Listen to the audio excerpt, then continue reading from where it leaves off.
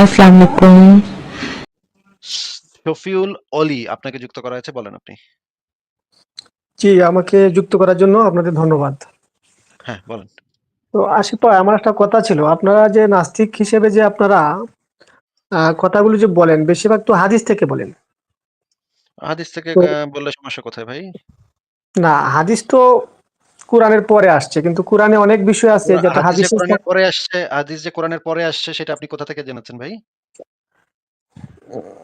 সেটা হয়তো rare case, হয়তো রেয়ার হাদিস না, না, আপনাকে লেখা যেটা হয়েছিল। জিজ্ঞেস করেছে যেটা সেটার স্পেসিফিক উত্তর দেন।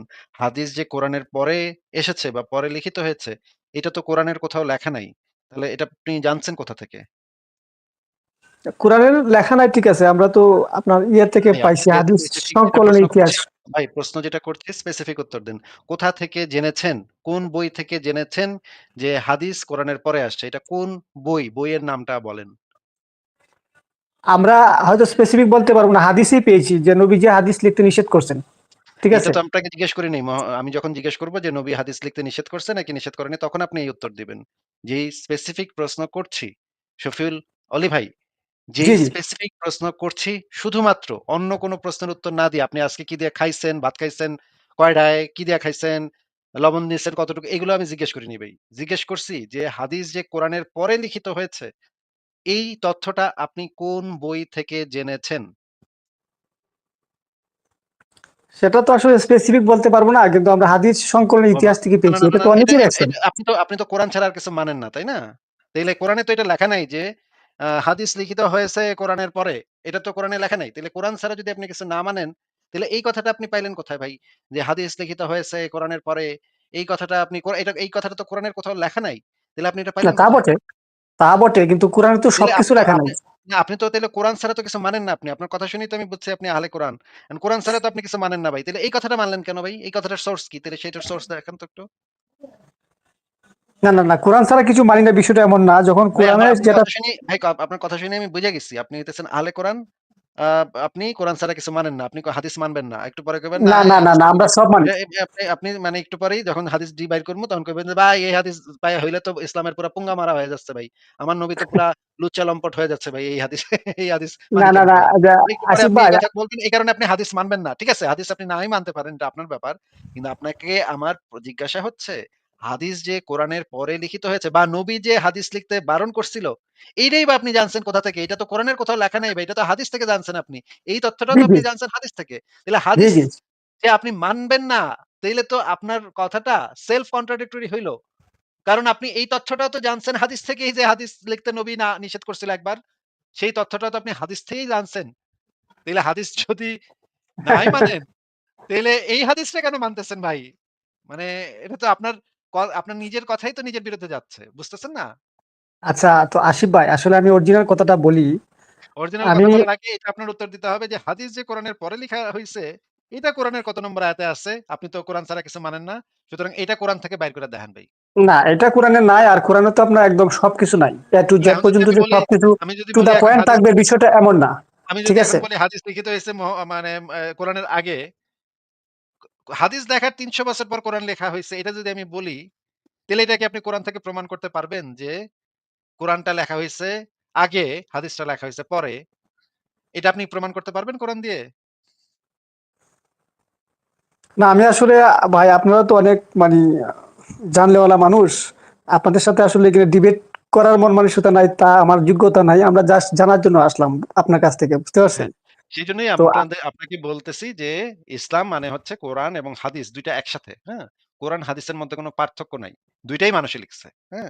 এবং ২ টাই সাহাবীরা লিখছে, মুহাম্মদের সাহাবীরা লিখছে। বরঞ্চ হাদিস সংকলনটা হইছে আরো কোরআনের থেকে বেটার পদ্ধতিতে।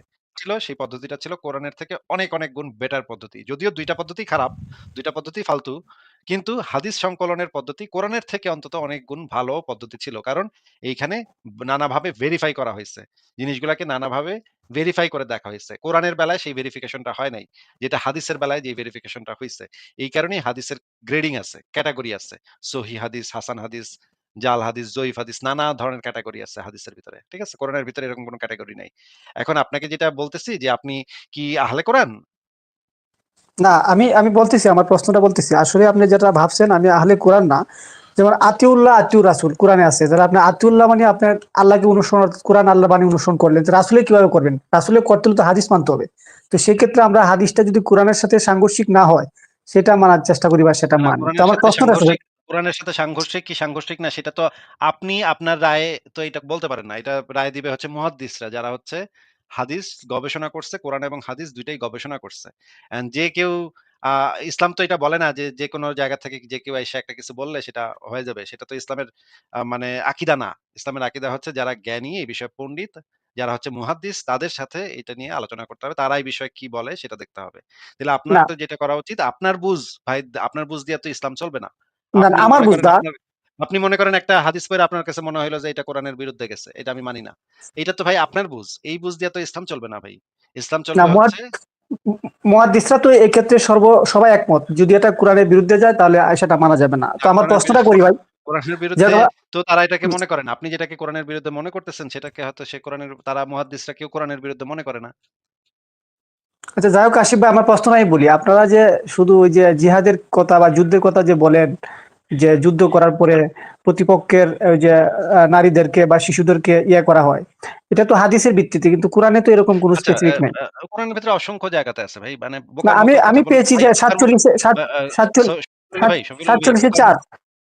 শফিউল আলম ভাই, বোকার মতো কথা বই একটা মুখ আছে বইলা দিলেই তো হবে না ভাই। আমরা তো এখানে আলোচনা করি প্রত্যেকটা রেফারেন্স দেখা তাফসির, কোরআনের আয়াত, তাফসির, সিরাত, হাদিস সবকিছু দেখা আমরা আলোচনা করি। মানে মানে চাপার উপরে দিয়ে তো আমরা কথাবার্তা বলি না। তাই না শফিউল আলী ভাই? মনে করেন চাপা আছে বইলে দিলাম। যা আছে আল্লাহর নামে কয়ে দিলাম। কি কি আছে দুনিয়ায়? দিলাম বইলা একটা কিছু। এই কাজ তো আমরা করি না। আমরা প্রত্যেকটা জিনিস যখন আলোচনা করি তখন আমরা সেই রেফারেন্স গুলা ব্যবহার করি। রেফারেন্স গুলো আপনাদেরকে দেখাই। ইসলামের যে আ মানে আকীদা, সেটার উপর ভিত্তি করে যে ইসলামের যে আইন শাস্ত্র, শরীয়ত, জি। ৪ মাযহাবের যে ৪ ইমাম, তারা যে আইন কানুন তৈরি করছে, সাহাবী, তাবেঈনদের মতের উপর ভিত্তি করে, কোরআনের আলোকে, হাদিসের আলোকে, সাহাবীদের শাসনামল, খিলাফত আমল এগুলা দেইখা তারা যখন সেই আইনগুলা তৈরি করছে, ইমাম আবু হানিফা, ইমাম শাফি, ইমাম মালিক, ইমাম আহমদ ইবনে হাম্বল, এরা যে আইনগুলা প্রণয়ন করছে, আরো অনেকগুলা মাযহাব আছে। এই প্রধান ৪ মাযহাবের যে আইন কানুনগুলা, সেই আইন কানুনগুলার ভিতরে তো পরিষ্কার এই জিনিসগুলা লেখা আছে যে কাফেরদেরকে মাইরা তাদের মা-বেটিকে তুইলাই না গনিমতের মাল হিসেবে ভোগ করা, এটা মুসলমানদের জন্য জায়েজ। এটা তো ভাই আমরা বানায় বলতেছি না। আমরা তো সেই না, দলিলগুলো আমি পেয়ে, বলতেছি যে কোরআনের কোনো রেফারেন্স এটা আছে কিনা, আমি সেটা বলতেছি আর কি। অবশ্যই কোরআনে এটা ভাই সংশয়.com একটু ঢুকেন, ঢুকে দেখেন। ওখানে অসংখ্য রেফারেন্স দেয়া আছে। কোরআনে আছে, তাফসিরে আছে, হাদিসে আছে, সিরাতে আছে, ফিকহ শাস্ত্রে আছে। এই জিনিস সবকিছুই হচ্ছে ইসলামের অংশ। এখন আপনি যদি বলেন যে ৪ মাযহাবের যে ৪ ইমাম, এরা কেউ ইসলাম বুঝে নাই, কোরআন বুঝে নাই। এরা কেউ এমনে বানায় দিছে। এরা হাদিস যারা লেখছে তারাও ইসলাম কিছু বুঝে নাই। তাফসির যারা লেখছে তারাও ইসলাম কিছু বুঝে নাই। আমি বাংলাদেশে বয়া হেগর থেকে সবার থেকে ইসলাম বেশি বুইঝা গেছি। আমি ভাই বেশি ইসলাম বুঝি ওগর থেকে। ইমাম বুখারীর থেকে বেশি বুঝি। আমি ইবনে কাসিরের থেকে বেশি বুঝি। আমি মানে আমি ৪ মাযহাবের ৪ ইমাম, ইমাম আবু হানিফা, ইমাম শাফি, ইমাম মালিক, ইমাম আহমদ ইবনে হাম্বল এর থেকেও বেশি বুঝি আমি ইসলাম। বাংলাদেশে বয়ে আমি সব ইসলাম বুইঝা লাইছি। এইটা না, বললে এরকম তো ভাই, বললে তো ভাই, এটা এটা তাহলে এটা এরকম বললে বললে তো এটা বললে আমাদের যে আপনি বর্তমান প্রজন্মের এটা যে বললে আমরা এটা বললে যেটা মানে হুম, মানে আমরা যেটা বুঝবো সেটা হচ্ছে যে আপনি হয়তো গাঞ্জা খাইছেন। হ্যাঁ? এটা ছাড়া আমাদের এই আপনার কথার আর কোন মূল্য নাই। আমার আমার কাছে আপনার কথার মূল্যটা হইছে আপনি কোন চিপা-চাপা থেকে গাঞ্জা-গুঞ্জা খায় আসছেন, এখানে আইসা বকবক করতেছেন। আপনার কথার আমার কোন বেল নাই আপনার কাছে। আমার কাছে কোন বেল নাই আপনার কথার। কারো কাছে কোনো বেল নাই। এখন আপনার না, যদি সেই ধরনের বলতে হয় যে ভাই ইসলামে তো এগুলা নাই ভাই, কোরআনে তো এটা নাই ভাই। এগুলা তো কই থেকে জানি দুষ্ট লোকেরা ঢুকাই দিছে আমগো ইসলামের ভিতরে। তাইলে ভাই এই যে ১৪৫০ বছর ধরে যে ইসলামের যে শরীয়ত সারা পৃথিবীতে কায়েম আছে, এরা কি কেউ বুঝে নাই ইসলাম নাকি? না, তারা তো অবশ্যই বুঝতে পারছে। এখন ভাই এভাবে যদি বলেন তাহলে তো আমাদের যে তো আন্ডারস্ট্যান্ডিংটা সেটা আপনাদের এই সাথে এই শেয়ার এক করার সুযোগ থাকবে না। একটু আমাদের এটার উত্তরটা দেন যে ১৪৫০ বছর ধরে যে ইসলামের যে শরীয়ত সারা পৃথিবীতে বিভিন্ন দেশে কায়েম হয়েছে, খিলাফত আমলে যে শরীয়ত ছিল, শরীয়তের বিধান ছিল, এত বড় পণ্ডিত, এত বড় ইসলামের আলেম, এরা কেউ ইসলাম বুঝে নাই। আপনি আইসা ১৪৫০ বছর পরে আইসা সঠিক ইসলামটা বুঝতে পারছেন নাকি? তো আপনি কি মনে করেন সবাই মানে একমত? এখন পর্যন্ত কি ১৪০০ বিষয়ে? বছরের ইসলাম কি সবার কি একমত? কি একমত, সবাই বিষয়ে? কি এক ধরনের ইসলাম পালন করতেছে আপনি মনে করেন? তাহলে তো সবাই ইসলাম সুন্নি, ওয়াহাবি। সবাই ইসলাম পালন করতেছে কি করতেছে না সেইটা তো আমার দেখার দরকার নেই। আমার দেখার দরকার হচ্ছে যে ইসলামের যে মেইনস্ট্রিম, মনে হ্যাঁ, করেন আল আজহার বিশ্ববিদ্যালয়, মদিনা বিশ্ববিদ্যালয়, যারা হচ্ছে সৌদি আরবের সর্বোচ্চ সালাফি স্কলার, যারা হচ্ছে আ সৌদি স্ট্যান্ডিং কমিটিতে যারা আছে, যারা হচ্ছে গিয়ে সারা পৃথিবীতে যেমন বিন বাজ, আ বা এই টাইপের যারা মানে বড় আলেম আছে, এরা তো সারা পৃথিবীর সবচাইতে প্রসিদ্ধ আলেম। তাদের কথা তারা যখন একটা বই লেখে, সেই বইগুলাকে রেফারেন্স হিসেবে ব্যবহার করা যায়। আপনার কথার তো সেখানে কোনো মূল্য নাই ভাই। আপনি যতই না, ইসলামিক আমি আমি বিষয়গুলো ভাই আপনি ভুল চিল্লাপাল্লা বুঝতেছেন। করেন। আমি কোনো রিপ্রেজেন্ট করতেছি না। আমি কোনো ইসলামিক স্কলারদেরকে রিপ্রেজেন্ট করতেছি না। আমি একজন সাধারণ মানুষ হিসেবে জানতে চাই। সাধারণ মানুষ হিসেবে জানতে চাচ্ছিলাম, কিন্তু আপনি আমাকে স্কলারশিপ পর্যায়ে নিয়ে গেছেন যে আমি আমি কিন্তু আপনাকে প্রতিনিধিত্ব স্কলারশিপ করতেছি পর্যায়ে না। নিয়ে যাইনি। আমি আপনাকে বলেছি যে আমরা যে রেফারেন্স গুলা দেই, সেগুলা ভাই সারা পৃথিবীর সবচাইতে বড়, আমার বড় প্রশ্নটা ছিল বিশ্ববিদ্যালয় যে কোরআন একটু শরীফে আমি কালকেও। শফিউল আলী ভাই, আমরা যে জি। রেফারেন্স গুলা দেই সেগুলা সারা পৃথিবীতে ইসলামী বিশ্ববিদ্যালয়গুলাতে পাঠ্যপুস্তক হিসেবে পড়ানো হয়। ঠিক আছে? মানে মূল টেক্সট বই হিসেবে পড়ানো হয়। আপনি যদি আইসা হুট করে বলেন, মানে চিপা-চাপা থেকে হুট করে আইসা বলেন যে, "ভাই এই বই না, না। সমস্ত সব ভুল।" হ্যাঁ? ইসলামে এসে দাসী বানাইয়া মানে গনিমতের মাল বানাইয়া কোপাকুপি করা এগুলো নাই ইসলামে। না, ঠিক না। আছে ভাই?